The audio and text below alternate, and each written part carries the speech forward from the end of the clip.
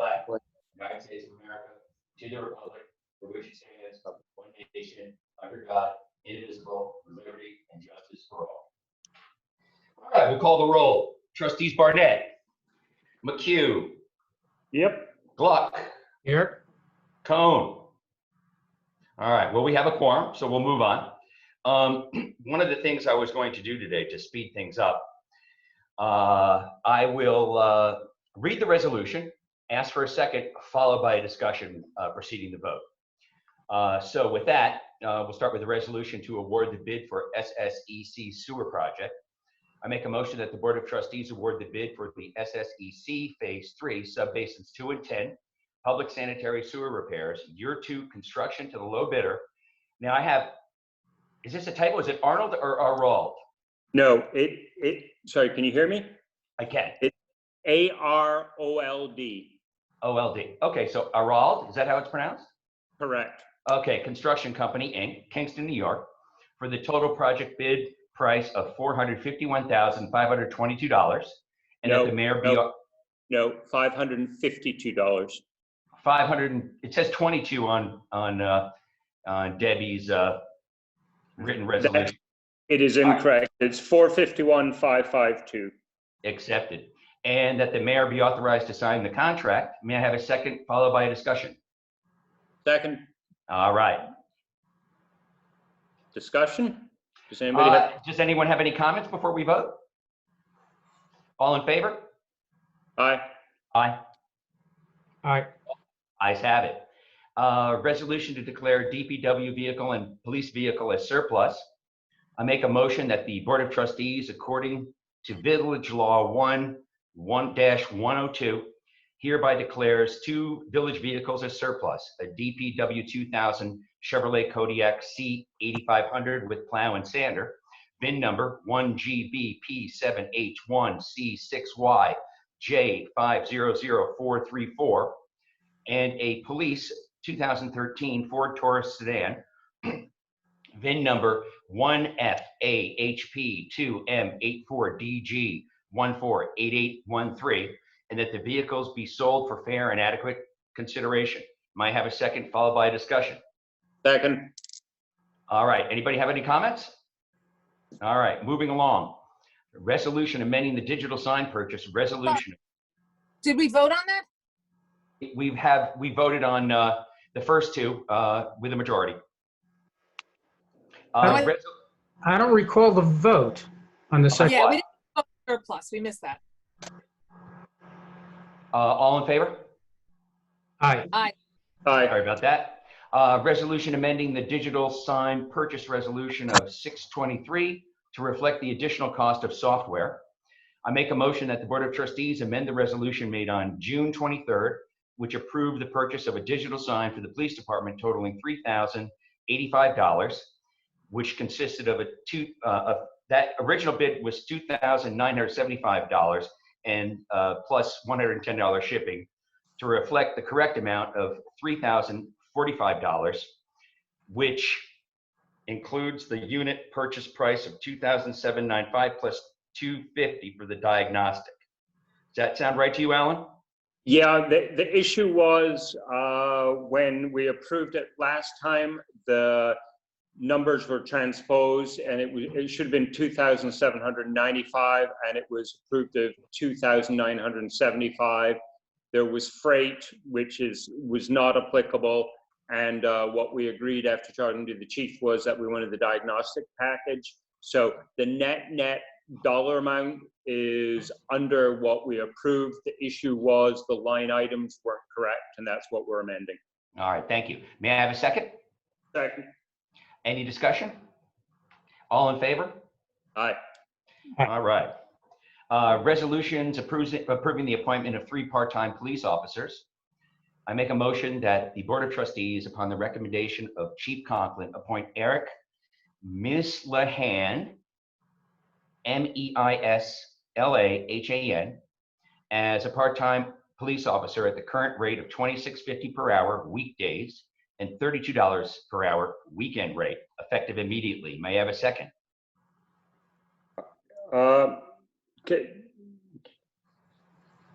Okay, I'll second it, and then we can discussion, just make Sure. sure. we're clear. Okay, thank you. Any discussion? Sorry, my only comment is if it's a holiday or something, it's going to be more than $32 an hour or not? It'll just be the flat 32. This is the way Debbie wrote it. Is the chief on? Yeah, I'm happy. Sorry, I shouldn't have brought that up. Okay. I'm sure he's dealt with it. I seconded and in favor of it. Sorry. Okay, all in favor? Aye. Aye. Ayes have it. Aye. I make a motion that the Board of Trustees, upon recommendation of Chief Conklin, appoint Joseph Saeta, S-A-E-T-T-A, as a part-time police officer at the current rate of $26.50 per hour weekdays and $32 per hour weekend rate, effective immediately. May I have a second? Second. Any discussion? All in favor? Aye. Ayes have it. Aye. There must be a short delay on the Zoom meeting here. I make a motion that the Board of Trustees, upon the recommendation of Chief Conklin, appoint Clifford Ader, A-D-E-R, as a part-time police officer at the current rate of $26.50 per hour weekdays and $32 per hour weekend rate, subject to an interview with the mayor and his approval to become effective immediately. I waived that earlier because this person is returning. So unless a trustee has a problem with me waiving the meeting interview, let's move forward. May I have a second? Second. All in favor? Aye. Aye. Terrific, thank you. Now, the next item is McFadden Well Sewer application, and you guys had told me you'd prefer that John lead that discussion, so I'll move that onto John's floor there.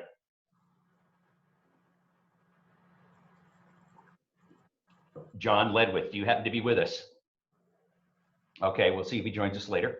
Road safety. I guess several trustees called an emergency meeting yesterday to discuss the temporary limit on package delivery trucks after 6 p.m. Monday through Sunday. It was postponed actually to today. So have the trustees delegated someone to take the floor on this? I Sorry. actually once. Go on, Alan. Sorry, just as a point of order, just so we can get all the motions, do you want to do the water account adjustment, David? Just to get that one resolved too? And then all or not? Yeah, let me find it. Now, which one is it? This is, it's the last one. Debbie just did it. It was sent out yesterday. I'll just give you a brief background. This is Okay, with if you don't regards- mind, Alan, do the background and then call the motion. I don't have that with me. Sorry, do you want me to call the motion, then give Well, second? either way you want to do it, but I don't have a copy of the motion, so why don't you just take Alright. the lead on that? Yeah, So- thanks. This is water account number 50. As you know, with regard to town receivables, if somebody is delinquent and they recognize their obligation, we work with them. This is a homeowner who had over a $3,200 receivable on their water bill. We agreed to set up a payment plan. They honored the payment plan, so this is waiving what would have been their penalty fees during that time period. So Denise has, or the water clerk has authority up to $75.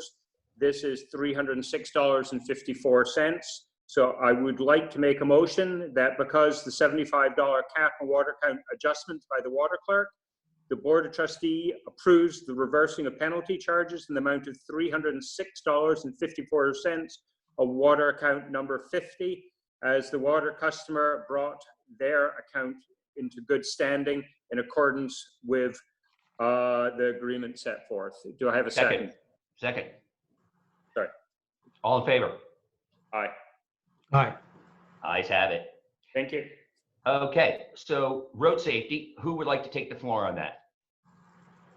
I called the emergency meeting, so I probably should take the floor unless somebody else would like to. Okay, hearing no one else, I'll take it. So I was surprised, I think others may have been surprised on the board, of the measure that came out restricting access to deliveries after trucks entering the park after 5 o'clock and having to exit by 6 p.m. um, I think that it's important for the public to understand and for the board to understand what your rationale is for sending that out, since it didn't come from the board itself. And then us discussing whether or not it's appropriate, because we have heard a number of complaints on the other side. So, Mayor, you're the one that, well, it came through the chief, Sure, but sure, no problem. Before I start, what complaints did you get? Because I'm only aware of 3. I asked the chief and there were 4 complaints. There were 4. Okay. I know that I don't even know if I would classify them as complaints. People were concerned that their packages would be blocked after 6 o'clock. And the announcement we made included a exemption, so that anybody that called would get an exemption, because we did not want to delay anybody's project packages that had already been scheduled or might be some sort of emergency basis. So 3 people called and asked for it, and we granted it. I don't know about the 4th one. Chief, do you know what that is? Did they ask for an exemption or just complain? Well, can we just focus on? Chief, you can turn on your mic. Chief, go ahead and turn on your mic. There you go. I'm on. Mayor, I kind of agree with you. Some of them weren't actual complaints. They were just, I'm expecting a delivery. How am I supposed to get my delivery? And we made exceptions. There's been actually, since yesterday, I probably received about 3 other requests today for that same purpose. But actual complaints, I would say that there's 3 or maybe 4, but it depends on what you classify as a complaint. Right. So Right. let's focus. Okay, thanks. Excuse me. Just one at a time. Trustee Cohn, you're wanting to say something? No, can we focus on the rationale for doing it? That's what I'd really like to hear about. Well, you did lead with the complaints, so I thought I'd just clear up that matter first, if that's okay. Now, I did send this out a day or so ago, my rationale, but I'm happy to the trustees, but I'm happy to review it in the public forum. So I received several complaints from residents about the increase in package delivery vehicles after 6 o'clock. And Jane Garofano wrote something that I think probably sums it up the best. She said that since Amazon bought the UPS route here, it has been overwhelming and I think dangerous to many of us that use Amazon for business and personal needs. When Saturday I had 3 deliveries. The last one was at 9 p.m. in a Hertz truck. 3 people I didn't know coming to my house isn't like UPS coming one time and we know the driver. I called and discontinued weekday delivery for starters.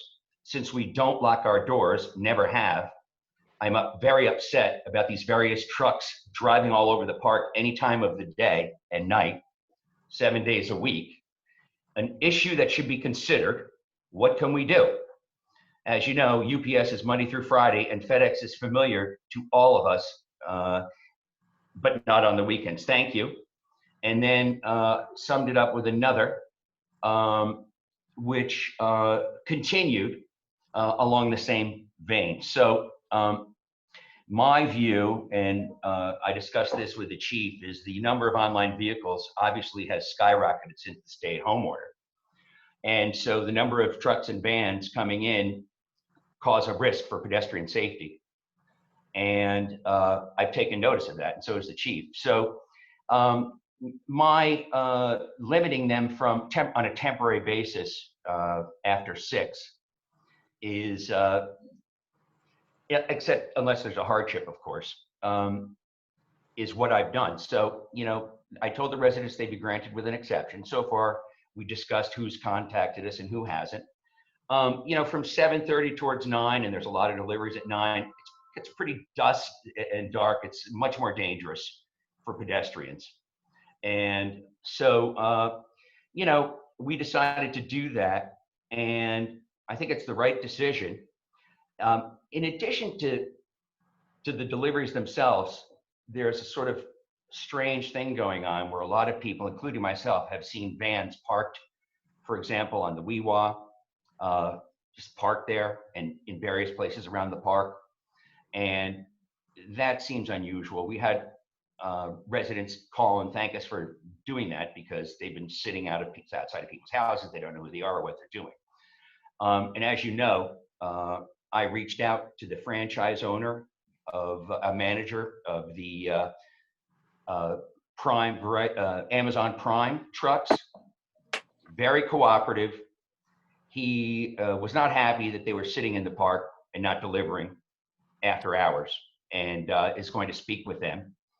And again, very cooperative with his attitude towards what we're trying to accomplish here temporarily. And so I think that's a very positive thing. One extra car, as we know, as we've negotiated the North Gate and other things that, and we've got the Orange and Rockland. It's just something I think that we can control and should control. So it seems to be working well. Look, I think that it's temporary because we don't know how long the pedestrian traffic is going to last at this level. I've actually seen a decrease in pedestrian traffic. And so this could be maybe for another 2 weeks to 4 weeks, I would think, but I can't make any promises. So can I ask a couple questions? Obviously, or make a comment.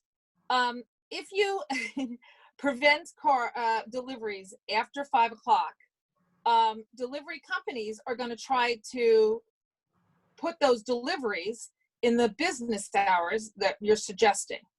So in fact, you're potentially increasing delivery traffic during a shorter period of time.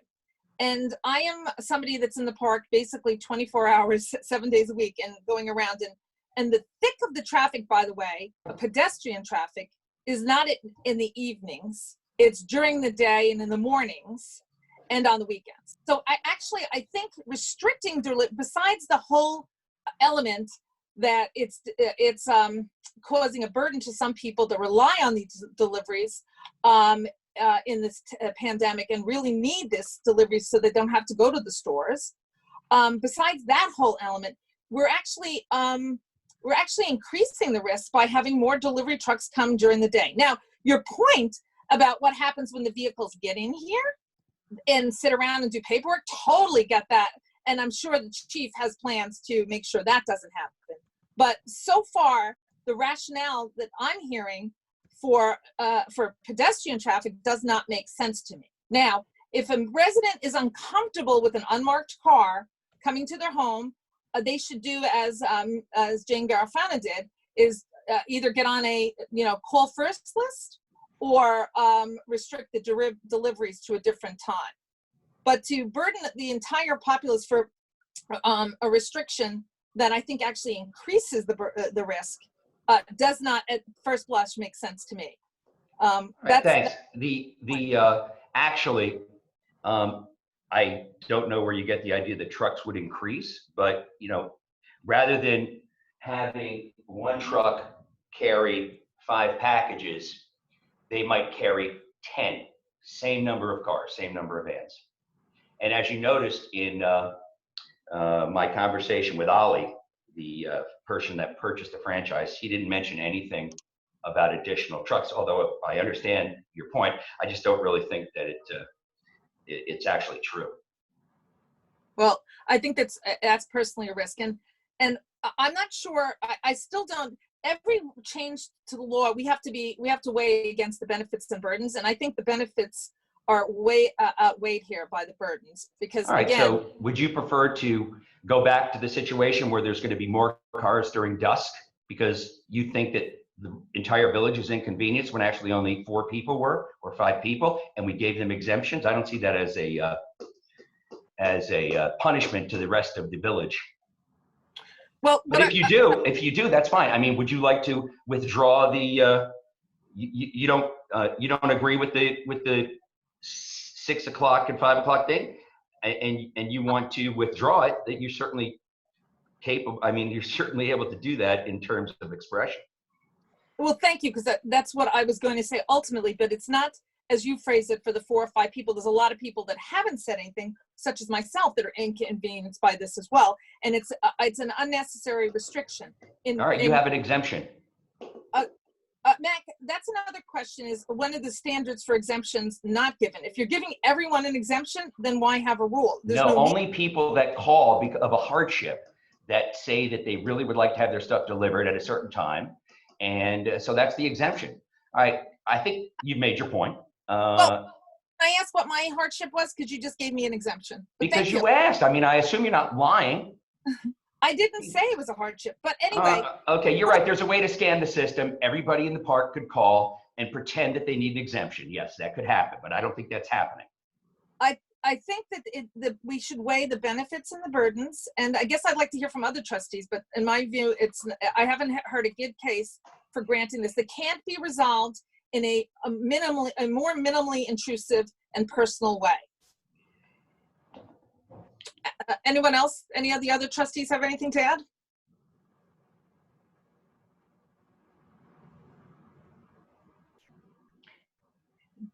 No one have anything to add? Sorry, I mean, I'll give you my 2 cents on this is, you know,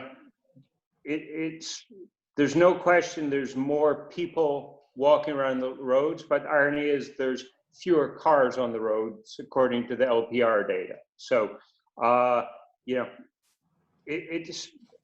I think it's a balancing act, and my view is I don't like, you know, I understand the concern Jane Garofano had, and I think it's entirely valid, but I think there's a mechanism for her to correct it.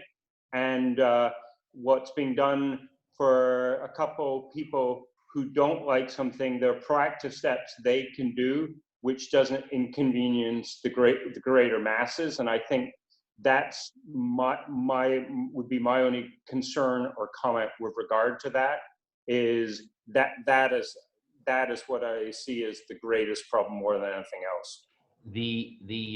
Thank you. The idea of less cars, it's in fact very true. I mean, I think it was a significant number of less cars, obviously, because people are not driving during the stay-at-home order. But unfortunately, the number of pedestrians has increased to a point where it's very dangerous at the reduced number, just to let you know how I've been observing it. No, I think, yep, sorry.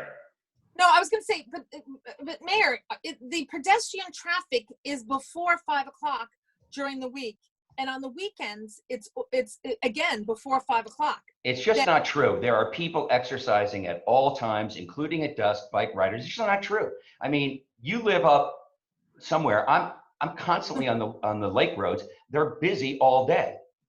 Now, the good news is that the pedestrian traffic seems to be slowing down, which makes me think that these requirements for everyone from the Wee-Wah to the Tuxedo Club and to the Vans and to Orange and Rockland are subsiding. That's the good news. I mean, why would we take off something now that's really great for safety? But I understand your position. It's not great for safety. What I'm saying is you're actually going to, if deliveries have to be made, and they will be made, they're going to try to squeeze it in between 9 and 5, and you're putting more cars and delivery trucks on the roads during those times. And I addressed that. They're not going to put more cars on the road. They're going to load them up with more packages. And that's I think you should let me finish before you interrupt me. It's probably the better way of proceeding. That I have observed, people do not, the bulk of people that come out, and we can ask the people to track it, the police to track it, whoever, are during the day. So I understand we don't want vehicles at dusk. Dusk happens at probably 7:30, 7:45. Sunset is 8:23. So I understand that, but not allowing people to get deliveries after 5 o'clock is burdensome, and particularly, on the weekends. So, and there's a lot of deliveries that people need these days, so they don't want to go to the stores. It's like no one's listening. Let me explain again. No one that needs to receive a package past 6 will be stopped, okay? We're talking about reducing the majority of them. Number 2, there are not going to be more trucks. They're going to load up more packages. And number three, it's actually because of the trees, it gets dusk a little earlier. And I'm not going to keep responding to these same questions. I mean, I don't know if the chief would like to weigh in at all on what we both agree is the need, and why, if the chief agrees on the need, we would be even having this debate. I don't know if he wants to weigh in, or if not, chief, we can move on to the other trustees. I think everything's been said that needs to be said, I believe. Obviously, Right. It's more dangerous at night. Yeah, all right. Well, ask the chief what night is defined as. I'm sorry? What do you define night as? At 9 o'clock at night, is that night, or is it 6 o'clock at night? Because again, people are not out on the roads at night. Pedestrians are not walking around at night. So, again. Well, late evening hours. I mean, the time before sunset is night. Between what and what? I guess the question I have for you. 6 and 9. Between 6 and 9. That's the restriction, yeah. You think between that 6 and 9 o'clock. You think that No deliveries between 6 and 9. Right. So, Chief, this measure, right, is going to help the village reduce the risk of pedestrian risk by limiting the deliveries in the evenings. Is that correct? Because again, I contend more trucks are going to be delivering during the day to make sure the packages get there. So your view is that this is something that you support because it will help substantially reduce the risk. Because again, it's a weighing against the burden. See, part of the problem, it's more than just, for me, it's more than just pedestrian safety. Part of the problem is a lot of these companies have now contracted out for deliveries. So the big companies, FedEx, and you're getting people that you have no idea who they are and where they're from. And I don't know if they're vetted or not by the company, but they're making deliveries in unmarked vehicles. Now they're being let into the park with no supervision, pretty much. And they go in and make a delivery, who knows where they're going after that. I know, like the mayor said, they have been seen loitering around in the village, some of these vehicles. I think that's more dangerous having that than even the pedestrian aspect of it. But Chief, does that occur after 6 o'clock? I mean, that's a totally different issue than restricting the time, right? So, I mean, to me, that's the job of the police, is to question and interrogate these unmarked cars that say they're coming in for deliveries and making sure they're not loitering, regardless of what time. Because, again, I've observed it well before 5 o'clock. We can't be everywhere. There's only one patrol officer. Okay. And to go around the park, drive around 35 miles to find them. Now, we've done that when people have called and complained. Okay, this is the point. For example, the woman that bought the Swenson house told me yesterday when she was at the village office paying taxes that she saw a van parked at the WeWa when she was walking, and it was there for a long time, sitting there on the WeWa. People are uncomfortable with that. They do not like it. We don't know if these people are casing the joint. And because packages can get delivered from 9 to 6, only cutting off 2.5 hours of the window, and that during that 2.5 hour window, people can get exemptions. I don't even know why we're talking about this. Okay, you're trying to, because it's, okay, number one, if you're talking about people loitering, I don't think a rule that says past 6 o'clock, deliveries cannot be made is going to substantially help that situation. That's going to happen at 9 in the morning, at 10 in the morning. That's a totally separate issue and a totally separate plan. And that's why we rely on the police, the patrolmen. There's not that many roads. The chief, I'm sure, has a plan in place to make sure that doesn't happen. So the question I've always had is, how is this helping any situation? It's not, from what I know and see, the pedestrian traffic at night is not going to be, that's not where the bulk of the pedestrian traffic is. It's in the day. This is going to cause more vehicles to come into the park during the day. And the loitering issue, whether it's unmarked or not, that's still going to happen during the day, and you have to deal with it during the day. So every law you pass, you have to weigh the benefits and burdens. And I haven't heard a good argument right now why the benefits on this law outweigh the burdens, especially when, as Alan McHugh had said, there's a more minimally intrusive way of accommodating it on an individual basis.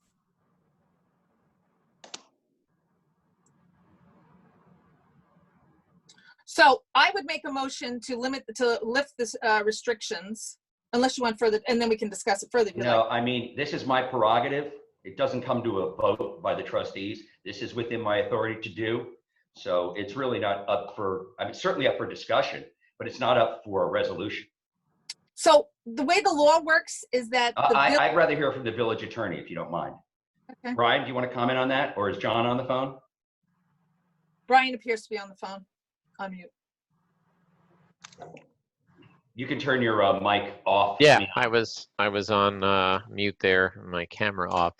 So yeah, I mean, look, at this point, you got a temporary, regulation, if you will, in place. It's a question of what the board wants to do. I'm not sure if there's a time frame on this or how long it's going to be in effect. Ultimately, the board obviously can, you kind of, in the code in all these places, there seems to be a shared power between the chief or the mayor or the board, and there's an or in there in a lot of these road regulations and tag regulations concerning access. So it's really up to the board ultimately, whether you're talking about amending a local law and making this a permanent change, or whether you want to set a policy. I mean, I think if the board, a majority of the board, wants to pass a resolution to implement a policy, they could do that. Unless, we're just dealing with some short emergency period here, in which case the mayor would have certain powers. But I'm not sure what the intent is, on the longer term here. Yeah, my intent is to observe this closely. As I mentioned, I believe that pedestrian traffic is dwindling a little bit. So I think potentially a 2-week time frame remains on the safety issue of halting the deliveries. That's my view. I don't know why it's reached this level, but that's where I stand on that, Brian. Brian, are you suggesting that the board cannot adopt a resolution to remove a temporary restriction imposed by the mayor under this statute? I just want to understand what you're saying. No, I just said that the board wants to pass a resolution. I believe the board could, but notwithstanding that, the mayor and the chief have certain powers. So unless you're going to be specific and say, this is the new policy, then you can do that as a board. If circumstances change, though, the mayor or the chief could presumably enact some other temporary regulation if circumstances change. But if, as things stand today, the board wants to pass a resolution and say, this is going to be our policy with respect to access for deliveries, that seems to be an authority you have as well in the code, because all three of you are mentioned. So to me, the sensible thing is, I guess, what do you guys want to do as a majority? Where does everybody stand? I know where you stand, I think, and the mayor, but, if you're all here, it would seem sensible to come up with something and see if you can implement it. Or if you're all feel like we don't need it at all, then, you can put that into place. I'm just saying that it doesn't take away those emergency or temporary powers a chief or the mayor may have from a police standpoint to, take action or not allow a vehicle in or things of that nature. So, may I? Please. So how about this for a proposal? As I sat here listening to most of this, how about just throw something out there, put out, an announcement in the mayor's newsletter, urging people to restrict their hours on when they can take deliveries, and so that the people can take control of that aspect of their life, and urging the community to do that to protect themselves and protect the rest of the community. And at the same time, It does seem to me, my personal point of view, that ending this at 6 might be a little bit too early. I understand the point about not wanting vans around here at dusk or near dusk. So maybe modifying that to leaving an hour before dusk, right? No delivery vans, please. Still in the park 1 hour before 1 hour before nightfall or sunset. And I support that. Heaven Yeah. forbid there's an accident. this would be, the kind of thing that I think would have been helpful to have this conversation prior, which As you can see, it never would have happened. I don't know. And also, this is an emergency situation for safety purposes. And I mean, the wording of what I wrote, the debate as to whether or not it would be acceptable would have lasted a week, 2 weeks. And so this is why I exercise my powers as mayor for safety concerns for the village. I understand you may not like it. Maybe you want to do it an hour here, hour there. I get that. Maybe you think people are inconvenienced. I think we're spending way too much time on this. This is a 2-week period, maybe left, maybe a little more, maybe a little less. So far, it's worked out terrifically. And the safety of the pedestrians has increased. And it's not just pedestrians, it's the safety of other vehicles on the road, okay? So, I mean, if you want to, as Brian said, you can pass a resolution making a policy for vans, but that does not supersede my right as mayor to make decisions on safety. So we could be going back and forth or just move forward. I support what Paul says, and I disagree with Brian's interpretation of there's no emergency powers right now, Brian. And the way that statute is worded, it only deals with buses, trucks, and heavy equipment, A. B, it says the village reserves the right, acting through its chief and a mayor. So I wasn't relying on that at all. I didn't say any chapter, and I certainly wasn't relying on that one. Okay. Okay.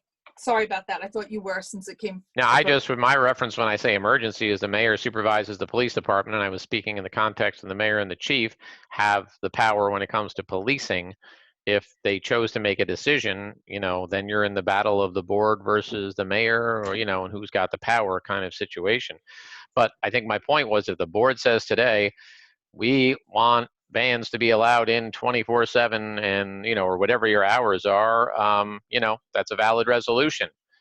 And if the mayor declares, 2 days from now, well, this situation's come up and I want the police to do this, that's where the conflict is. You can't really direct the chief, where the mayor has some power under village law to do that. And so that's where the conflict comes in, which is why what my suggestion is that maybe you can come up with something you all agree on. I support what Paul has suggested. Alan McHugh? Sorry, I mean, I hate to put the chief in the crosshairs, but is that workable, advisable? What would your sense be with regard to Paul's recommendation, Chief?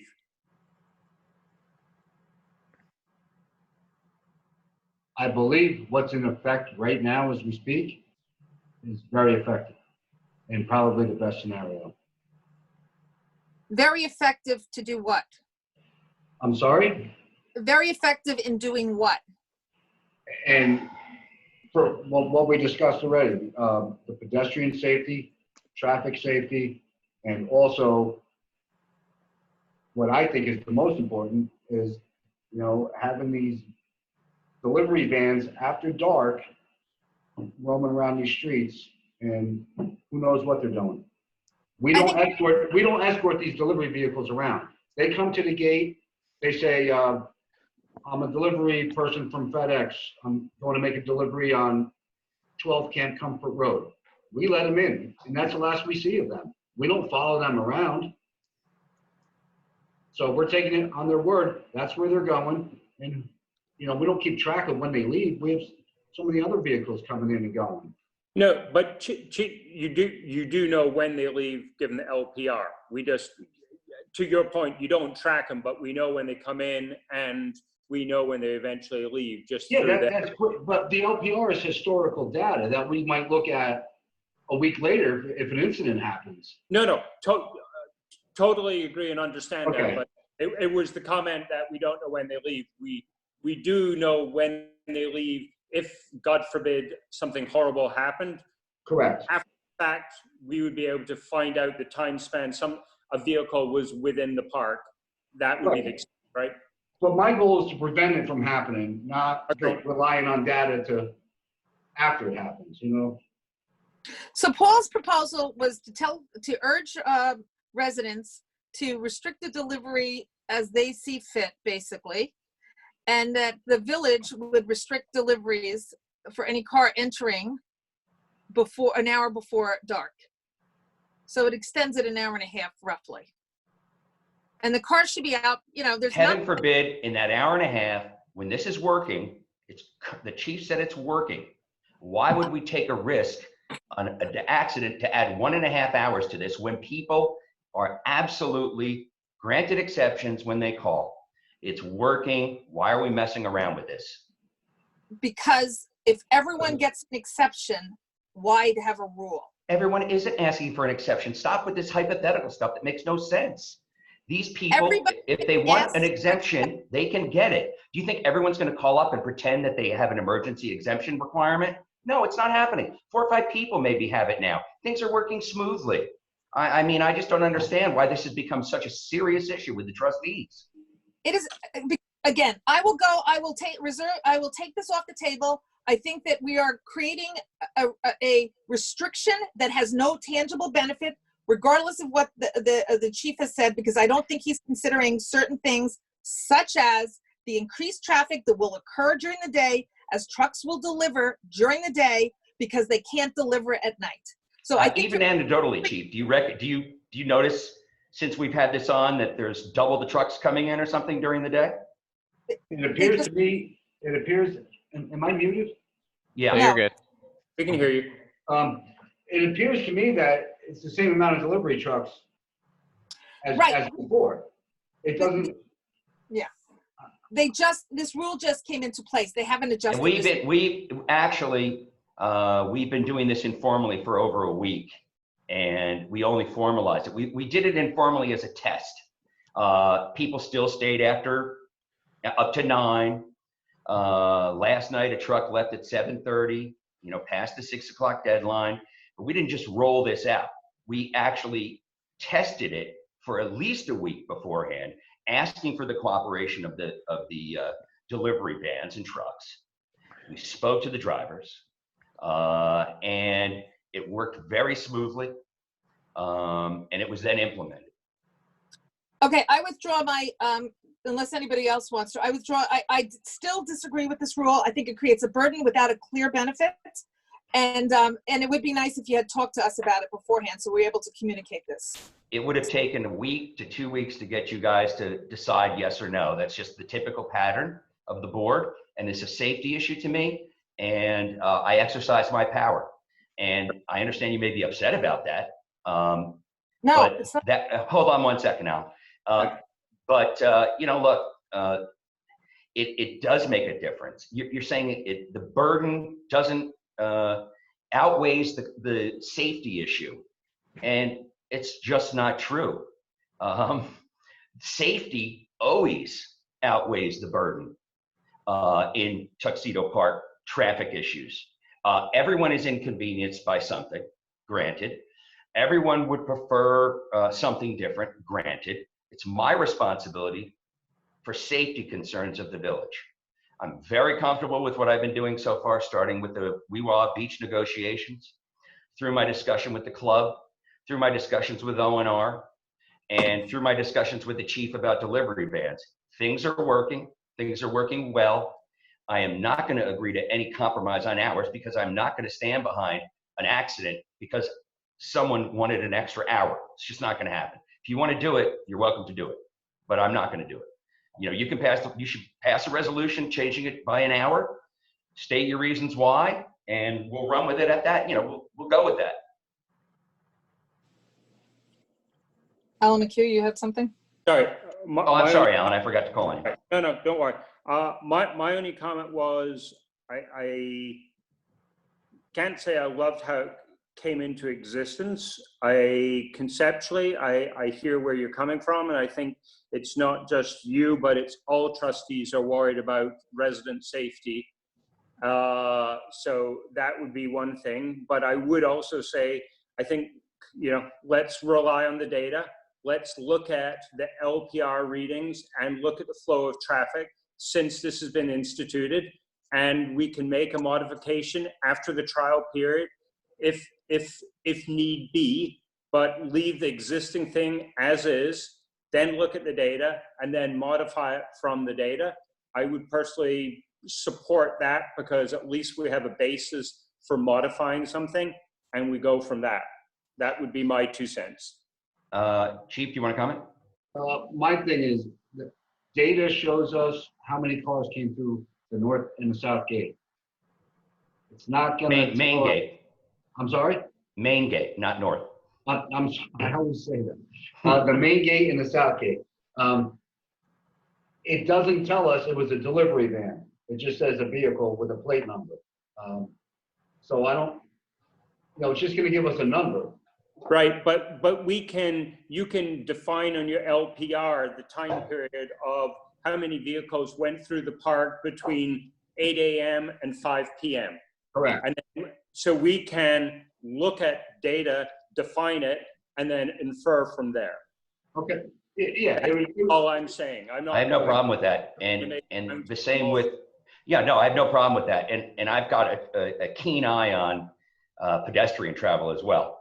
And like I said, the chief and I both believe it's been very effective, and I have no issue checking the data and making a modification if it shows that. That is the same logic I'm going to apply to the Weewa Beach Club using the North Gate, and to asking the club to follow a particular route for safety reasons.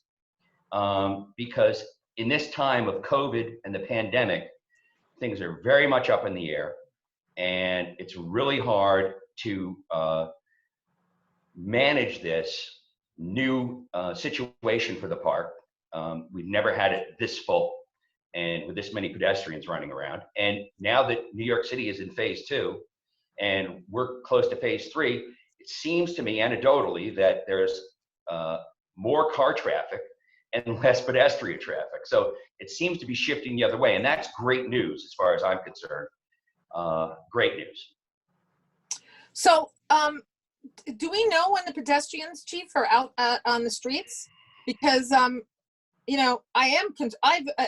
I said with the Weewa, that's the thing I'm most concerned about is pedestrians and traffic. So, because we're letting deliveries on Saturdays and Sundays, 9 to 5. To me, that's where the most pedestrians are, and during those times. Is that there's a couple different issues that this is trying to address. So I'm trying to figure out the most effective way of addressing. Are you saying cut deliveries on weekends? No, I want to know I'm making the point that if we're really trying to, create a safety issue, that's where the biggest risk is, Saturdays and Sundays.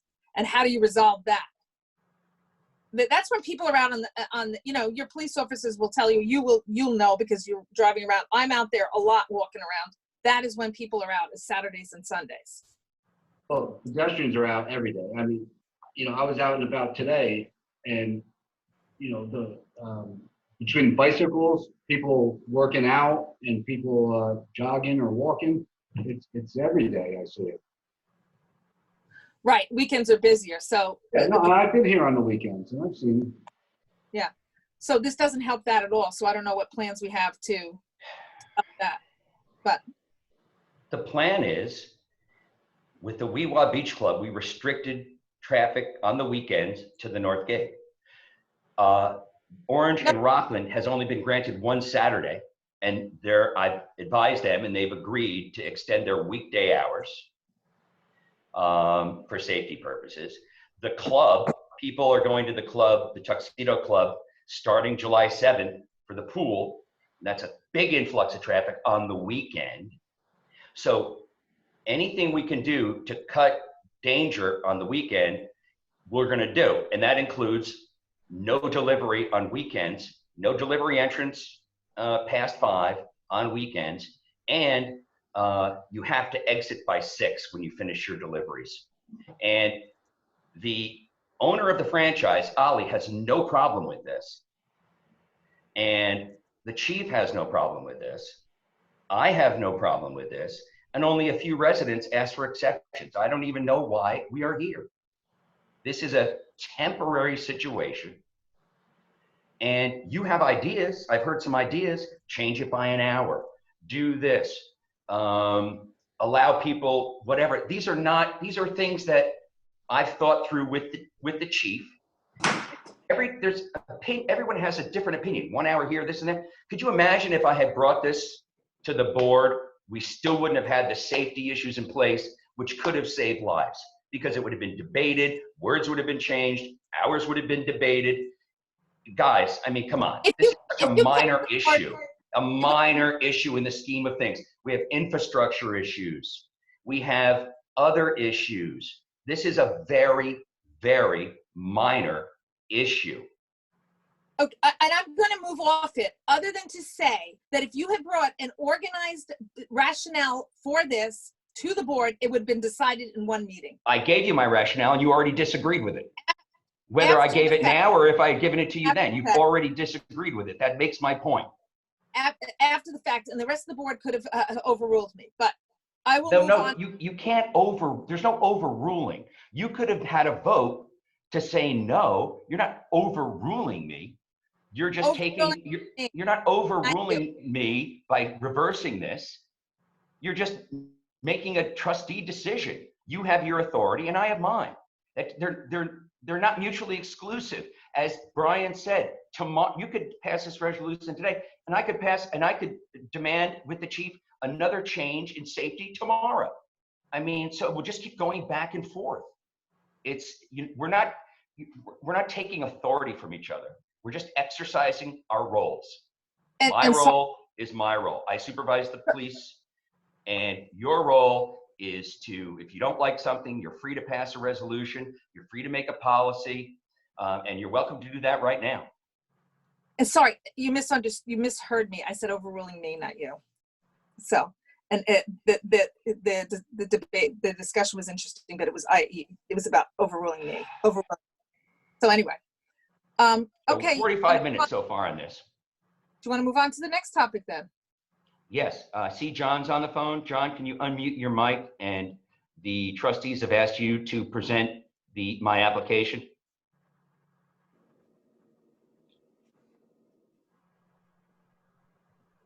Does anybody have John? Oh, there he is. Hi, John.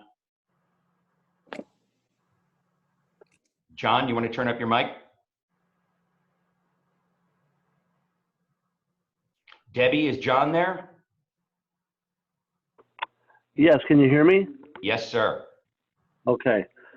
I'll gladly go through the application, but I think everybody has what has been received thus far from my office. Are there any questions that you have that I could help answer? So I'm confused, John, about what the application, like what the most recent application is, because I got something that said the application was the 21st, nothing has changed since then, but then the mayor sent an email saying that on the 23rd that he's going to change the application. So I'm confused about what actually is the application. No, I did not say that. Okay. What happened was Paul raised a question. Hold on, oh, sorry, go ahead. David, let me take it, David. Yeah. We have two applications. We have one application for a water service connection, and we have a second application for a sewer service connection. Those are the applications. They were submitted approximately March 19th of this year. Since that time, paperwork has been submitted to support the request for water service and sewer service. With the water service request, I had indicated to the mayor that if he is not going to connect to the municipal water, he has to show some type of hardship. It has been common that the only hardship that I'm aware of is a financial hardship. So I had asked him to provide us with an estimate on what it would cost to connect to the municipal water supply and what it would cost to drill a well. That has been submitted, and that was part of what I had forwarded to the board not too long ago. All right, this is Bill Faircloth submission. Is that what you're referring to? Yes, this is the, it's titled estimate on the top, and under description on the left-hand column, it gives you an option 1 to run a water line from the existing boathouse to the north to approximately where the Babij residence is at an estimated cost of $72,800. And then option 2 to have a well drilled between a cost of $8,000 and $16,000. This is something that I would typically request if somebody was not going to connect to the municipal water. The request, for a hardship would commonly go before the village board. The village board would obviously consult with the building inspector and possibly the village engineer. So on the sewer one, this is the part I'm just a little confused. Sorry, John. There was a Q&A Okay. that the mayor sent out. I'm trying to look for it now. And in response to one of Paul's questions, there was something about an ejector pump that was going to be deleted. And there was going to be a revised, I thought it said a revised application based on that. Which I don't, is that? I have not received the revised application. I don't know why the application would have to change. Maybe some of the supporting documentation might have to change.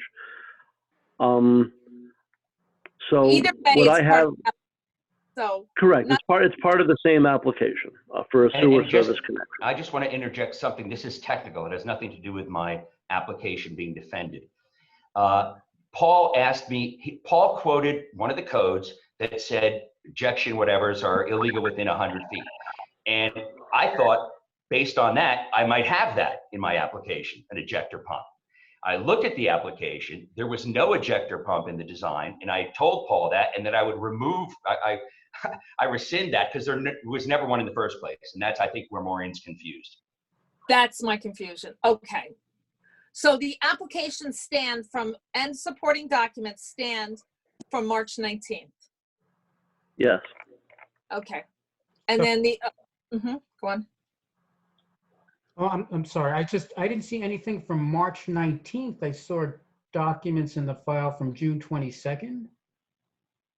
Is there anything that? Well, I'm reading the applications were dated March 19th. And those applications were part of what I had sent you. Maybe that's what I sent you on June 19th. I'll take a look. June 22nd, he said. Okay. Oh, I'm sorry. I see. That's when the paperwork came in for the design. I see. You know, months after the application. Just wanted to make sure we're all dealing with the same paper. I see where the March 19th is. Understood. Yeah, I think we are dealing with the same paperwork. There hasn't been that much, but not that it's, deficient, but there hasn't been that much. Now, I did also speak to John Colsar early this week. There were some, questions that were raised regarding connecting to the sewer and how possibly hooking up to a well. And at this point, you need approval, for a well. If it's going to be used for anything other than irrigation, you need trustee approval. If it was only going to be used for irrigation, I have approved that in the past, as provided I get a letter from the property owner. Regarding the sewer connection, I believe trustee approval is required the way it was even with the Overton subdivision. And if you want any additional paperwork, please feel free to ask me for it or ask the mayor for it. So constructing a well within 25 feet of the water line, constructing a well, right, doesn't require BZA or any other approval? I was not aware of anything, and then I did see some comments either from Colsar or from Brian Nugent that I guess there is a 25-foot setback as part of either a health department or some other code.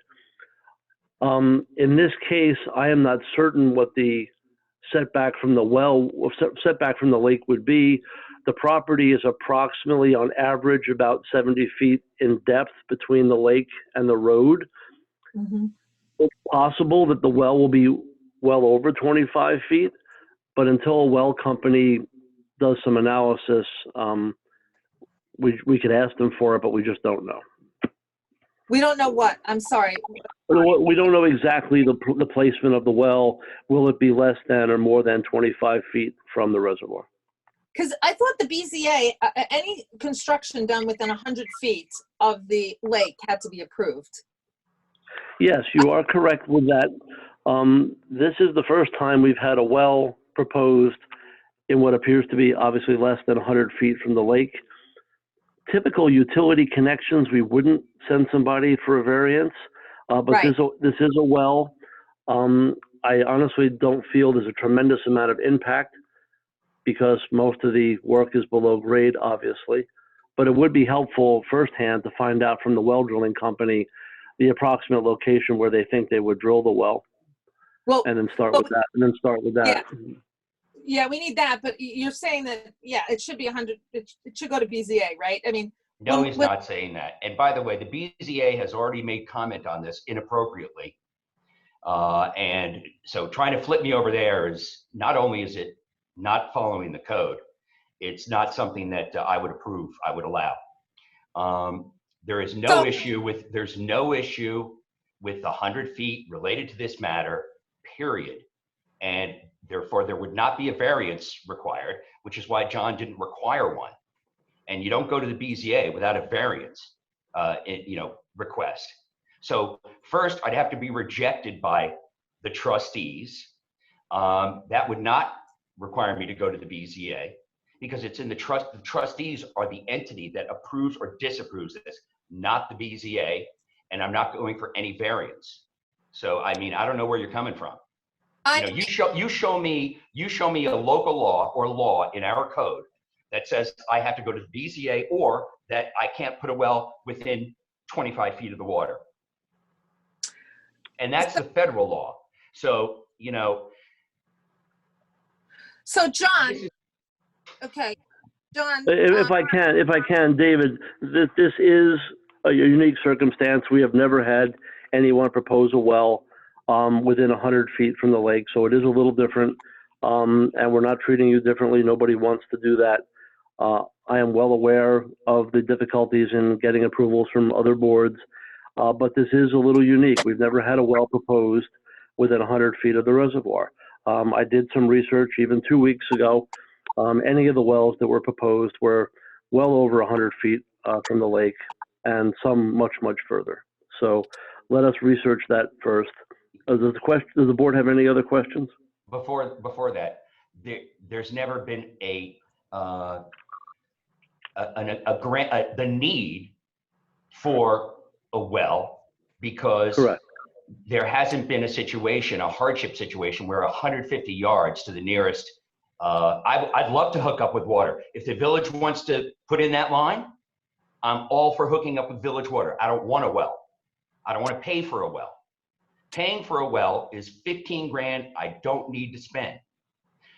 Attaching it, going all the way to the connection is 100 grand or 75 grand I don't want to spend.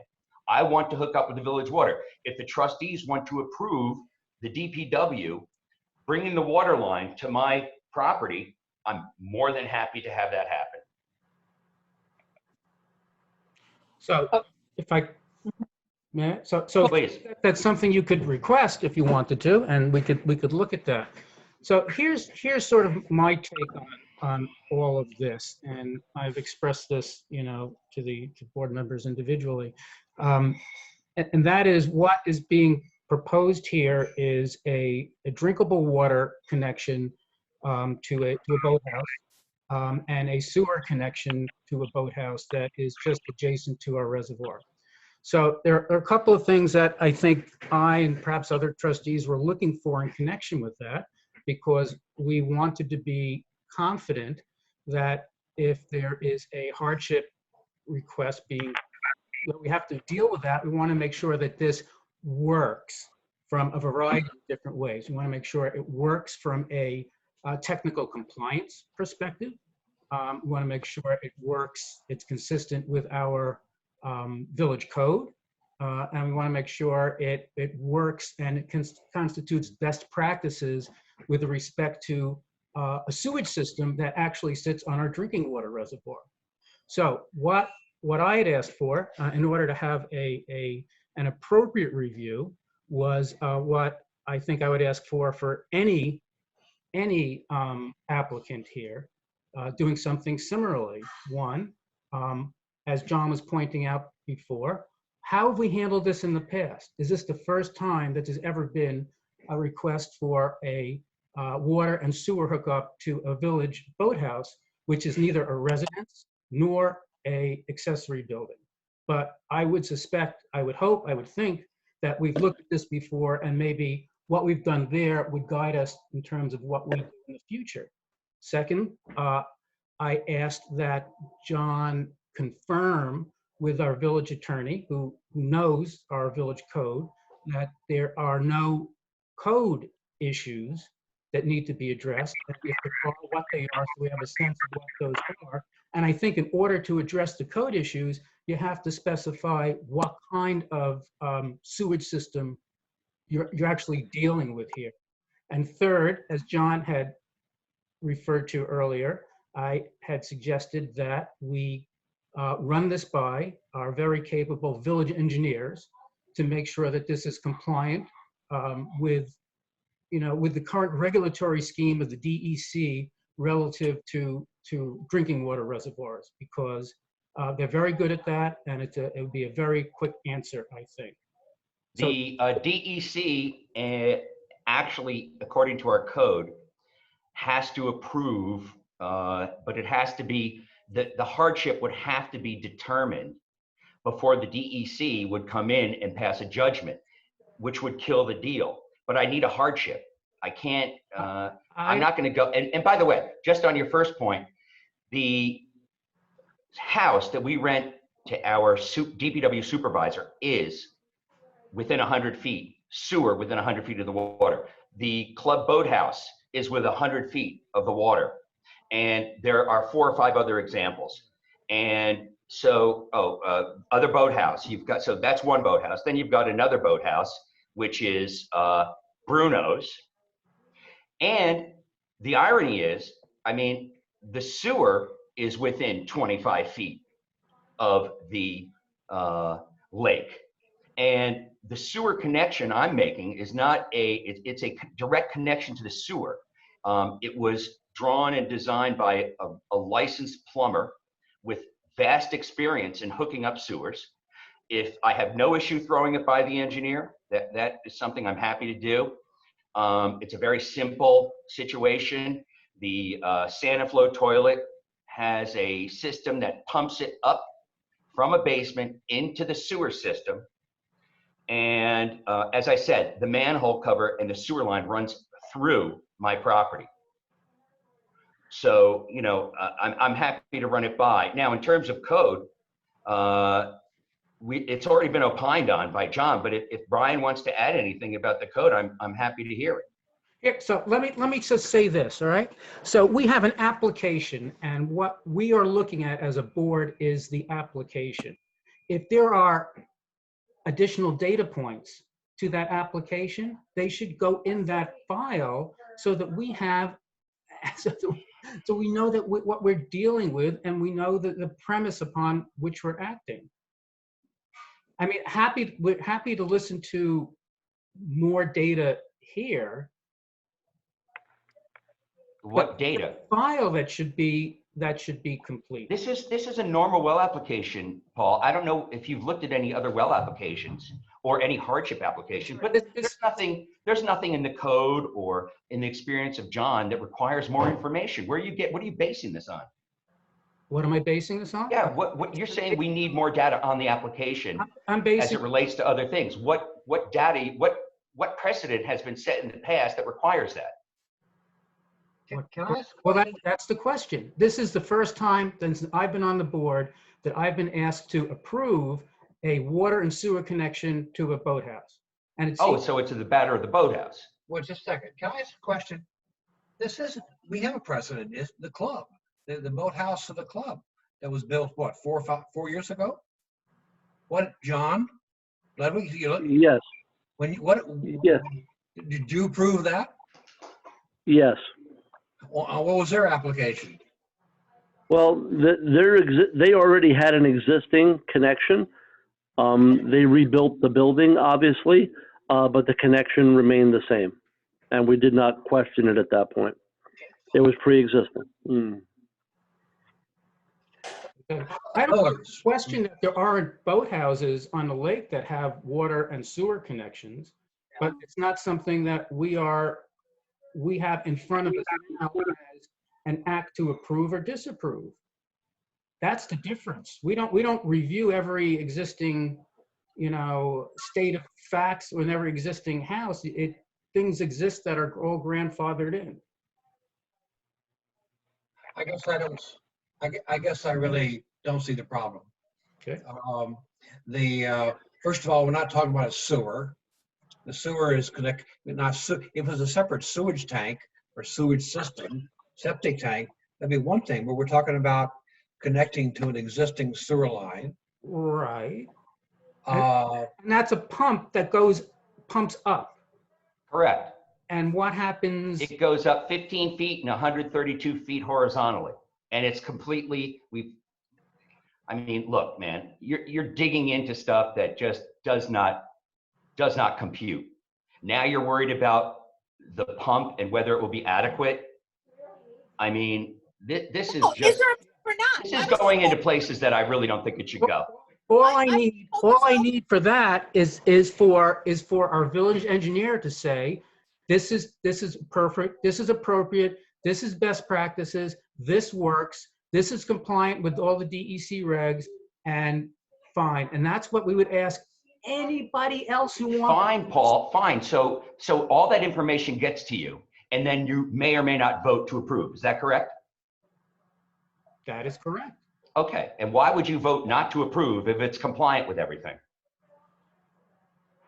Why would I vote not to? Well, I'd want. Correct. Why would you vote against giving the hardship if everything you've asked for in the application is in your lap? I would like to know how the village has dealt with prior requests to hook up water and sewer to boathouses or buildings like boathouses. Okay, so your issue is the use of the property. Because it's a boathouse, you're questioning whether it should be valid and allowed, not because it's an application for a hardship. I'm questioning how we've dealt with that in the past and whether. Didn't you already say that there are none? No, I never. Can you break your own ground here, Paul? Can you make a decision whether or not there's been one in the past or not? Tell Can you me. confront it for the first time? Tell me whether there's been one in the past. I don't think I any. said no. Apparently, there's no other applications. They're all grandfathered in. So it's for the first time you're going to be making a decision like this. Aren't you ready to make a decision like that? If everything's according to code? Are you telling me this has never occurred before? That's what you just said. I never said that. I said I haven't been advised of any precedent. We have a building department that has records. We have a building department and a history of people here who know what is going on in the past. Has it been requested in the past? Has it? Does anybody know? I think John answered that question, Paul. I didn't.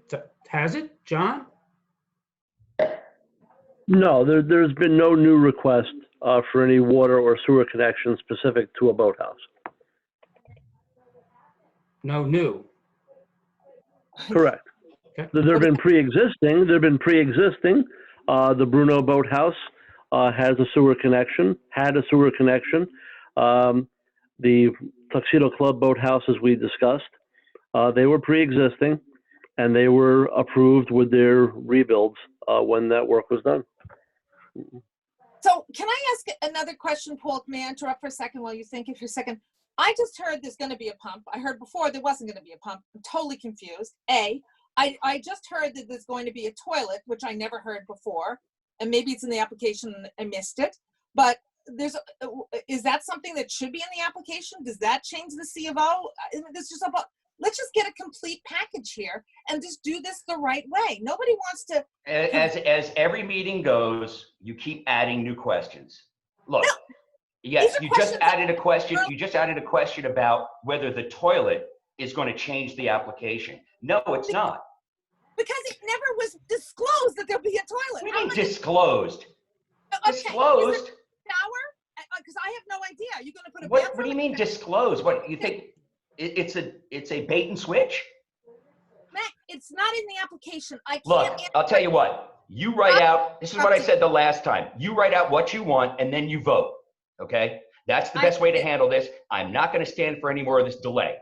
You have had 3 weeks to ask any questions you wanted, period. And so here we are again in the third week, or the third meeting, excuse me, and you're asking more questions to be on the application. You could have done this last week. You had the same information. John gave you this information. Nothing's changed. So, you do what you want to do, and I'll do what I need to do, okay? Because this is getting arbitrary and capricious right now. Okay, Mac, number one, a toilet was never mentioned. Number one. Number two. It's not required to be I am mentioned. not finished. Let me finish. One, a toilet was not mentioned. Two, I had sent a list of questions that you answered. I'm getting a different answer from. And then gave them to John, and he answered them. Let me finish. I am getting a different answer now from John on some of those questions. Three, you said you said originally there's a pump, then you said on this call there's no pump, and I just heard you say it's going to be pumped up. No, you're misunderstanding. We're talking about a certain type of pump. John, what's the name again? The pump that's in the code. I'm sure you know it, Paul. You're the one that raised it. Ejector pump? Thank you. An ejector pump. As I said earlier, Paul sent me a code about ejector pumps. I thought he had looked at the application and then realized there was an ejector pump. So then I went back to my application and realized that there was no ejector pump in the application. So that is now irrelevant. What I said about the toilet was, and it's a basement toilet, so it has to have a pump. It has nothing to do with that same type of pump. It has a pump system that is not the type that is forbidden in the code. And by the way, that code refers to something else, but it's not an ejector pump. It's a pump, like a sub pump. Okay, the application needs to reflect that. I think that's Paul's point. If Does it, John, does it have to show a toilet? Wait, I said Well, pump. the application and the paperwork that I forwarded to the board, the last page shows a diagram of the street, the property line, and the service line for the sewer. Yes, there could be a little more detail there, but it definitely indicated there would be a toilet and a sink. I mean, I know it didn't explicitly say it. The application says sewer service connection, but the last page of what I sent you has a diagram. So I don't want to get down in the weeds here, so to speak, but I'm just looking at this code section, and this is why I'd like our council to review the applicable code sections and conclude whether or not there is an issue with our code that has to be met or not. Because I told you that John already opined on it. the John code section, from our attorney's office. Please don't talk over me. The code section I'm reading is, every lot shall have gravity connection to a sanitary sewer approved by the board or other official body authorized by it to act. Where this is not possible, redundant ejector pump systems may be permitted from a residence to a gravity flow main. Force mains and septic systems are considered prohibited. Right, So, not within 100 feet.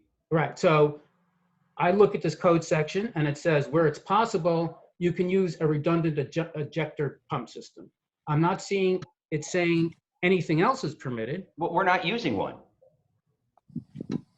Oh, Well, you mean you can't have any type of pump, you're saying?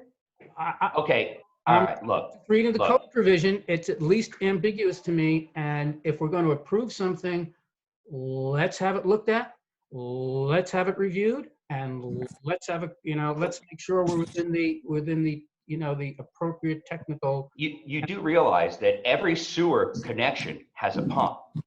Every sewer connection has a pump. You can't do a sewer connection without a pump. And John's aware of that. Just not an ejector pump. A pump is how you get your sewer into the piping. It depends whether you are below grade or above grade. Our sewer system here is gravity fed. It's not pump fed. The sewer system is gravity fed down to the sewer plant. Right. It doesn't mean that it has to be gravity fed to the pipe. And if Brian wants to comment, that's fine with me. You know, I'll just say, I believe that what trustee Gluck is reading from is subdivision regulations, which really isn't applicable here. Those are subdivision guidance. When you're building, like Overton would be subject to this. There you go. Well, but, okay, Brian, to Paul's point, we have to do this properly. And I don't want any questions because this is an elected official. We're a board that is going to grant approval and we have precedents in other areas, maybe not specifically on this one. We have to go through the code and understand what has to be complied with. And everything that's in the application and everything that's contemplated that's not in the application should be in the application. And someone needs to give a legal review because, as you just pointed out, we're not experts on the code, and we totally acknowledge that. So we need an expert on the code to be able to do that. Because you know, the BZA is a question in my mind that I still haven't gotten an answer from. Is the application complete? Is the toilet supposed to be specifically in there? Does that change the C of O? There's new facts that are coming up here that were not discussed before, and are hard to figure out in the application. So I'd love the application to be complete. Not that we're going to deny it. We just have to do the same process we do with any resident. So really? So you've done this before with any resident? Any resident that's applying for anything that we have to approve. When somebody asked for a well for potable water, when Greg Beard asked for a well, there was a list of questions that was asked of him. We just want to make sure all I's are dotted and T's crossed. I have looked at everything and I am very confused about exactly what pump's being used. And I think the discussion today explained that there is confusion on that. So let's get the application complete and then the village attorneys to opine on whether, you know, what codes have to be complied with or don't have to be complied with. And we can get this done very, very quickly. It shouldn't be a big deal getting it done if somebody gives us the codes and the application is complete. And then on the hardship issue, I think that we have to discuss that separately. But the hardship issue, we have to get some concept of the NIBLO application, which you provided. And maybe Brian can share his thoughts on that, but as the drafter of that application. He didn't draft it. No, but you're talking about NIBLO showing the hardship and the letter that I sent you from Lynch. You read that? Yes. Okay. But it's Brian's. So now you know what a hardship application is. A hardship letter of support. So no, a hardship application. The okay. NIBLOs had a budget and they had a hardship granted. And you can look at the meat and potatoes of that in the letter that Lynch wrote. Right. And just to be clear, you read the letter, right? And I think he said cost alone is not a factor. It isn't cost alone. And as I said in my letter, there's road closures that would be required on Turtle Point Road for me to dig the 100 something yards along the side of the road. There would be blasting required, most likely, which would bring the price up. Okay, there'd be a delay in construction and more. These are all part of the hardship question. Okay, thank you. And that was in my letter. Yes. So, Brian, on the first point, can your firm go through it to Paul's point? I don't know, Paul, you want to take over and add anything to what? Actually, as I told the board when this was scheduled, I'm 10 minutes behind the point where I really had to leave here, so I do have to sign off. All right, thanks, Paul. Yeah, so it's up to the board. You know what you want us to do. I would just, caution also to be careful. I know while on the one hand we're saying this is an elected official, we have to cross our T's and dot our I's. We also have to keep in mind the flip side of that is you shouldn't be treating the elected official differently than you would a normal applicant. And I know that's what your intent was in saying that, but we can't go the other way either and make it a greater scrutiny because it's an elected official. The regulations and the requirements are there. Whatever the process is, typically as the building inspector and or engineer. And then if there's a legal issue, they may reach out to us and say, hey, we have a question about this section of the code. That's kind of the normal process on any application, but we'll do whatever it is that the board wants us to do. Yeah, and thank you for that speech about whether or not we're going to treat them differently. My intent was never to do that, obviously. But I think that I think someone has to give John guidance about provisions of the code that may be relevant. So He's the code John, enforcement officer. yeah, okay. So John, he's never done this before. He's admitted. So I think that it would be useful to get Paul. No, that's not a good- no. I'd like to correct that. Not that I've never done this before. We've just never received a well application, 100 feet from the reservoir. But we've done, several well applications, both for potable water and for irrigation. So it's not too far from what we normally do, not at all. Well, there's a different codes that were required. If you're comfortable and you don't need legal advice on that, great. But We've gotten it. Well, no, John I gave us didn't. legal I advice. let John I didn't No, say I wouldn't no, get legal no. advice. Yeah. I just want this to be, I want it to be done like for any other resident, period. Full scrutiny, nothing. I've got an application that is confusing to me now since this pump issue has come up, and I don't know, the application doesn't admit it, there's going to be a pump, so that has to be corrected. We have to get whatever other elements that are needed. Anything that you've asked for in the Beard and McLennan, I think it's a application, we should make sure that we don't need that here, or we should get it. Different we do have- wells. They They're have- for potable water. I mean, they're for their lawns. It does. It's for Water is- potable water. Yeah, but it's The whole still, thing could be, I'm only applying for a hardship because the village hasn't provided me with water. They have not put water in front of my building.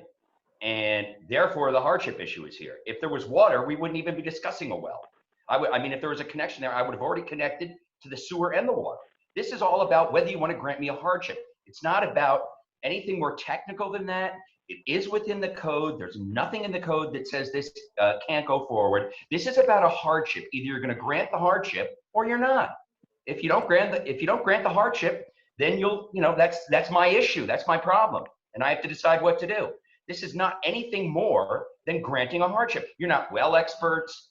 You're not technical experts. And you can you cannot grant the hardship, or you can. If you grant the hardship, that doesn't approve the application. It allows me to move forward so I can present a well. I can present where it's going to be. This is only about a hardship. This is that decision. This is not whether things should be allowed in the boathouse, all that kind of stuff. It's about water, not about a well. Forget the well. This is about attaching to the water. That's okay. it. Hardship. Do you think it's acceptable for me to pay close to 100 grand when I could get away with paying 15? And all the other consequences that come with granting a hardship. Let's try and boil this down to its essence. Grant the hardship or not. Let's move forward.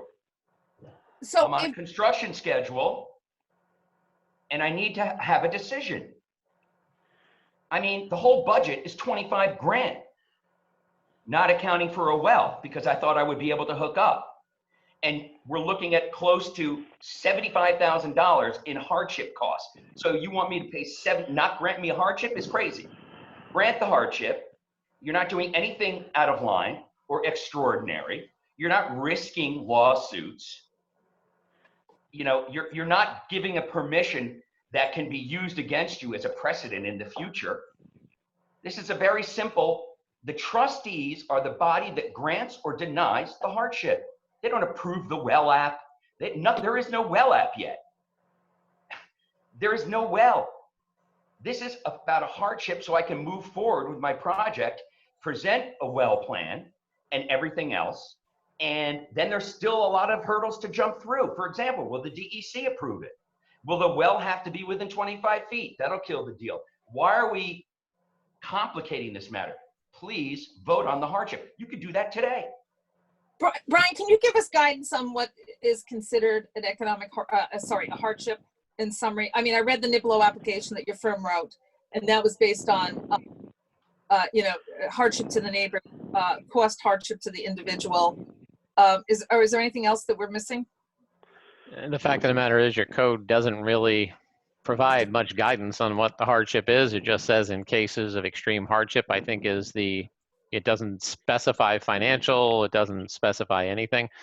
Just let me say before we go on, because we're on Zoom and this is virtual, If we were in the meeting room, I think it should be clear. I think it is to everybody, but I just want to say it that the mayor is speaking as the applicant, and not as the mayor, since this is his application and his well. So if we were in the room, picture him stepping down at the podium. So having said that, yeah, it doesn't really provide guidance. So, it's just a provision without any real criteria that says the following factors may be considered or something like that. It's very short and sweet and just says in cases of extreme hardship, they can propose an alternate water supply system, including a well, which is then reviewed by Orange County Health Department, DEC, and the village.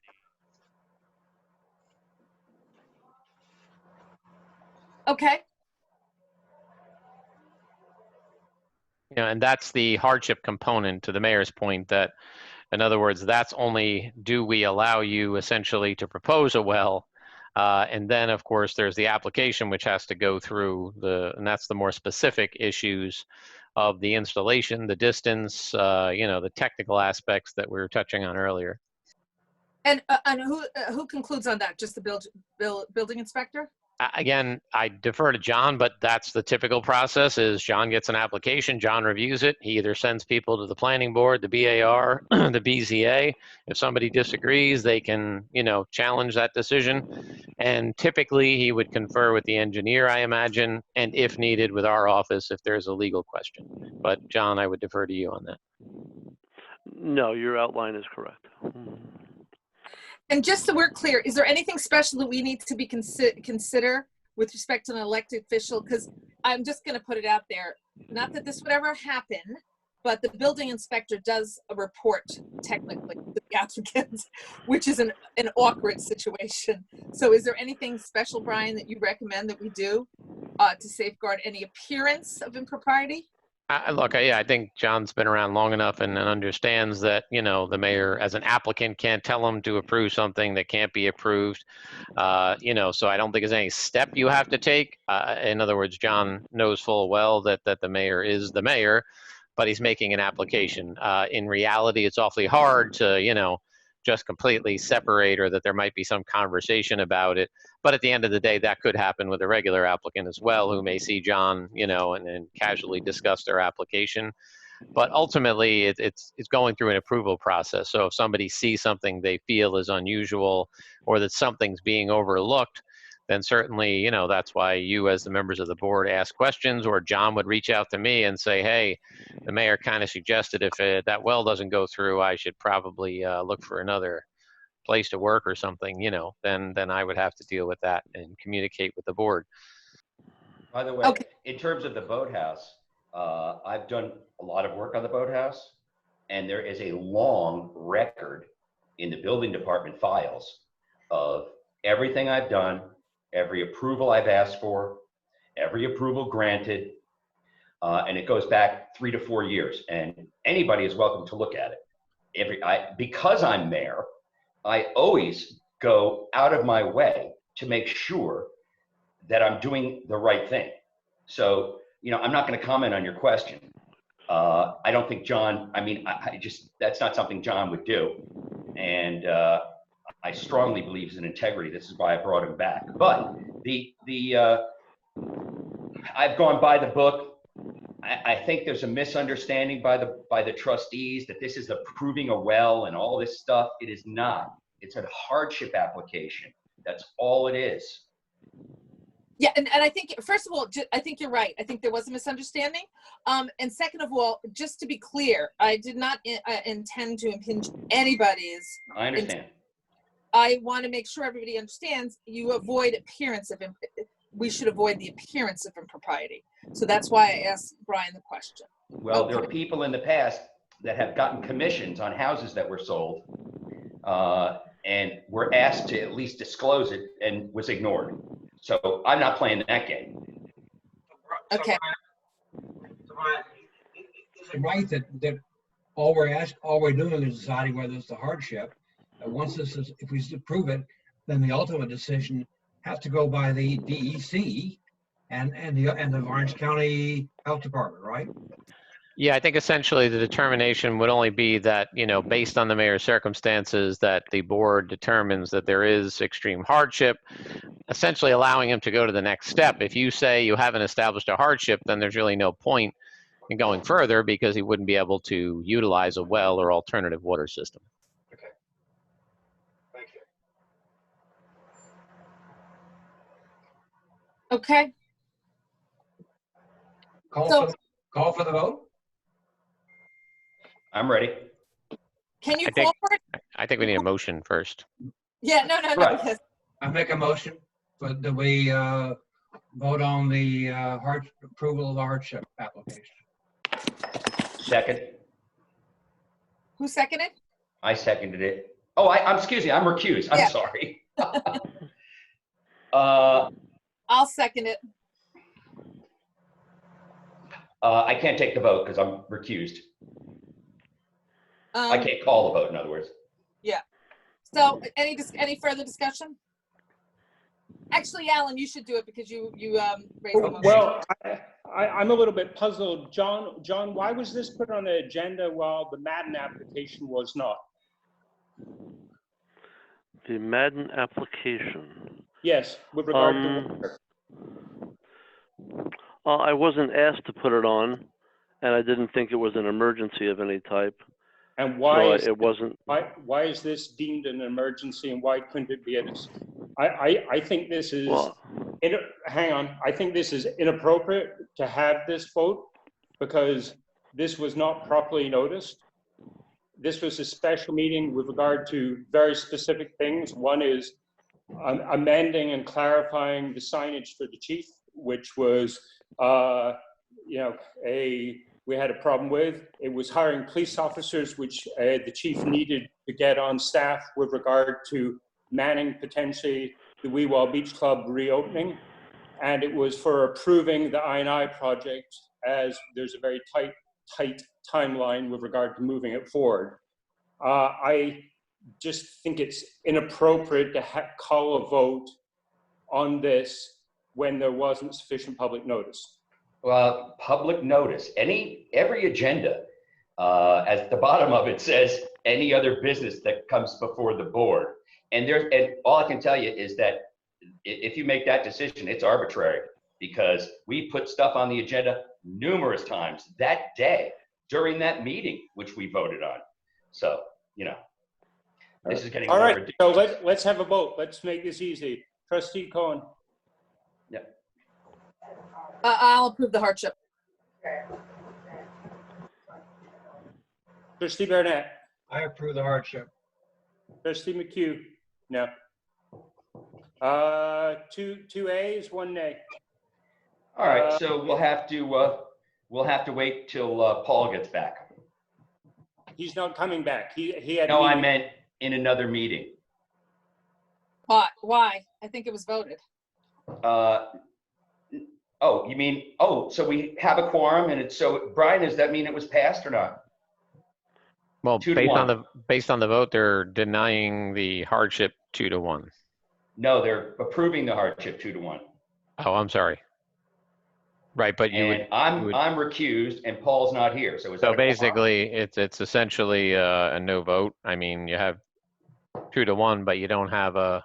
Well, I'm sorry, you do have a quorum, but you don't have do have a enough to approve it or deny it.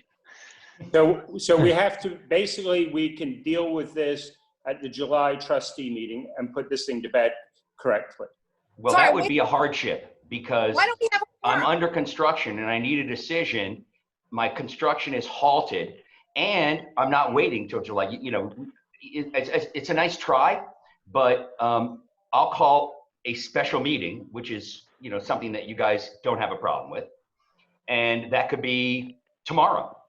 Right, but you can't call a special meeting with regard to something you're recusing yourself on. That's a good point. Well, then maybe someone else can do it. I don't have a problem if everything's compliant. I have no problem calling the meeting for you. That's not the issue. I'm not trying to be an obstacle there. I just think if we get Paul here, then we've got the quorum that we need. That's all. And again, you realize you're just talking about a hardship. You're not approving a I well. recognize that, and my issue all along is, and I've said it, actually I'm in favor as long as everything's dotted. I wanted Paul was the one who only needed one quote. I'd like a couple quotes, or get Jeff, the village, to come in and Jeff say, you know what? We can do it because that road needs to be resurfaced and we can do it for $20,000. That'd be great. So you know what? It makes more sense for us to hook it up, get you on the water system, Agreed. and create an annuity stream for the water department. I have zero problems there. Absolutely. Like That would be fine with me. Yeah, and it's probably better for you because you're going to get a better quality service and have less issues. So it's a win-win for all parties. So I'm not the obstructionist in this one. Well, I guess it wouldn't cost 20 grand because they're on the payroll. But having Jeff comment on it, absolutely. If Jeff says, I mean, if Jeff has the time to do it, let's do it. Well, I mean, we have to repave that road, and that's part of the schedule that we're working on this year. It might not be an insurmountable cost as a result of that. That's all I'm saying. Right, understood. Yeah, my only request is that we expedite this. My construction is stopped, and therefore it becomes more of a hardship as we go down the road. But God, I would love it if the village would do that. That would save me 15 grand on a well, or $75,000 on doing it myself. I understand that, and why don't we task, well, Jeff's gone for the day, but why don't we task Jeff, John and Jeff work together on Monday, defining it and getting some costing? Because, I mean, what is it, John, a 1-inch line? Yeah, pretty much. I mean, Paul and I. I think the minimum installed is 3/4 in the village code. All right, so we're talking a 3/4-inch line from the Bayjack property to the McFadden Boathouse. Approximately 500 feet. And I think you have to go down 4 feet, hence the blasting. Because otherwise the line would freeze and you wouldn't have water in the winter. No, That's the 4-foot requirement to get below the frost line. all right. Appreciate that, Alan. Let me Okay. just put on the record, because it was asked, there is a quorum. I want that to be clear. We have a quorum at the meeting, which is only 3 needed for that. My reference was to the vote. There's not sufficient to approve or deny because it was a 2-1-1. So there is not a majority either way, but there is a quorum for the purposes of the meeting and the attendance being valid. How is it 2-1-1? The mayor can't vote for his own application. That's the other one, abstention. 2-1-1, he's recused, whatever, call it 2-1-0, but he's not voting.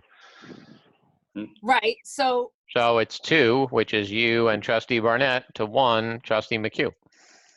so the application was to approve it. It didn't receive the amount of votes needed. It would need to receive 3, regardless of whether there's only 3 of you here or 5 of you. You always have to have 3 out of the 5 total, because it's majority is a measurement of the total of the board. To so- approve the vote. So To do it- to take any action, you need 3 votes minimum. There could be 3 of you here, and if you all voted yes, then that would be fine. But if there's 4 of you here, as there is now, and somebody doesn't vote and we get a 2-1, then basically it's nothing. There's no. Right, but my point is the resolution failed. Yes, there's no approval because it was 2-1 and insufficient. We don't have a third approval vote. And no, do Right. not. That is Correct. correct too. Yeah. It- Alan, it- if you vote yes, and this gets canceled out regarding the DPW doing it, there's no harm, no foul. Again, if I get the hardship, I can start bringing in the well contractor and everything else, and I might as well have a backup now, because if we don't do it with the village, I need to move forward. That would be my recommendation. And I mean, And from the bench, from the audience. yeah, I understand that, and we can have a meeting next week, because we're going to have plenty more meetings with regard to the I&I and moving that forward. So there's going to be plenty of meetings, and this can be done in short order. And Jeff will be on it Monday morning, and we'll move this thing forward. This is not a delay tactic by any stretch, I assure you. No, in fact, it could work in my favor. I'd love that. And because the village would then get the meter, and I wouldn't have to worry about a hardship application. All right, Right. good. Is there any other Sorry. business that people would like to discuss? Yes. The Yankowitz email that Brian's firm Should we sent go into out. executive session? Yeah. Okay, I move that we leave the public meeting and enter executive session to discuss a potential legal matter or a legal matter. May I have a second? Second. All in favor? Aye. All right. Thank you, Chief. All right, the problem is Paul's the one that used to get us into executive session. No, I know. If the chief leaves, there's no one else on. Oh, Debbie can just get herself off. She can drop, and so can the chief. They can leave the session, and then we're good. They Okay, don't need Paul to do that. that's true. So I'm Debbie, the co-host, but he didn't make me the host, so I don't have the ability All right, to there set up goes the the room. chief. And Debbie, when you leave, there we go. We are now in executive session in a breakout room, so to speak. All right, so Alan, you want to carry this?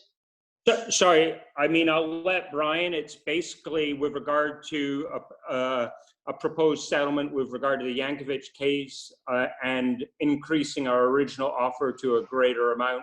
Shannon sent something out yesterday, and I think we just need to have a meeting of the minds, and you tell Brian that we being the village want to move forward. Brian? Yeah, to be clear, not a settlement per se, though it is an offer of settlement. The rule, the offer is not, hey, we're giving you the settlement. It's basically a place marker to say if you don't, well, let's say it's 90,000, right? That's the Rule 68 offer, and By the way, if I can, we're being recorded.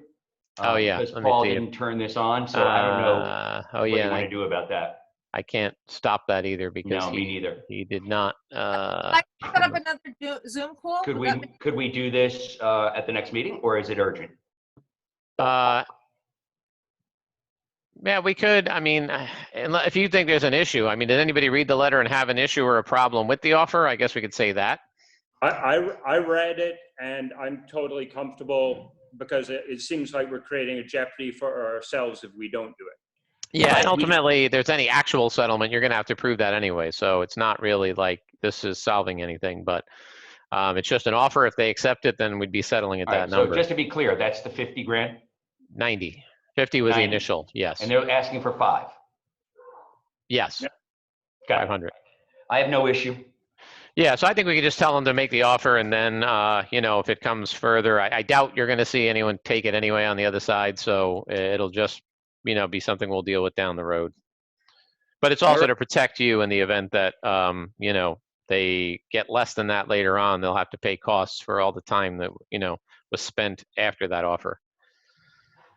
Okay, Okay, anything else? that was Good. it. Because I got to go anyway. Okay, hey, great. I move we leave executive session and re-enter the public meeting. May I have a second? Second. All in favor? Aye. Okay, we're back in the public meeting. The meeting, I'd like to have a vote to adjourn the meeting. May I have a second? Second. All in favor? Aye. Thank you, guys. All right, Thank take care, everybody. Have a good 4th. Yeah, have a good 4th.